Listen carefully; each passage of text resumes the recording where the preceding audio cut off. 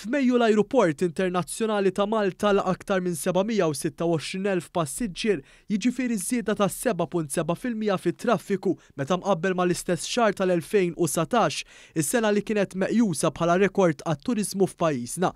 Filwaqt li l-għadd ta' postijiet mimlijin fuq it-titjiriet żdied b'4.3% meta kkumparat mal-2019, il-medja tas-seat load factor ra titjib ta' 2.7 punti perċentwali meta mqabbel mal-istess sena biex f'Mejju laħqet kważi 83%.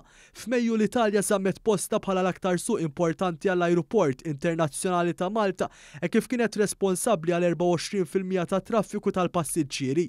Wara ġew ir-Renju Unit, Franza, il-Ġermanja u Spanja. L-Italja, Franza u Spanja reġistraw żieda fit-traffiku tal-passiġġieri fuq ir-riżultati miksuba fl-2019. Fil-każ tal-Italja u Franza żieda kienet riżultat ta' żieda fit-titjiriet min u lejn dawn id-destinazzjonijiet, filwaqt li l-popolarità tas-suq Spanjol kienet frott żieda fis-seat load factor. Minkejja rkupru aktar kajman mill-5 tiswieq l-aktar popolari, il-Ġermanja reġistrat l-akbar titjib fis-seat load factor meta kkumparat ma' Mejju 2019. Apparti minn hekk il-bidu ta' titjiriet lejn Hamburg u Düsseldorf f'Mejju operati minn Eurowings mistenni jkompli jgħin l-irkupru ta' dan is-suq fix-xhur tas-sajf.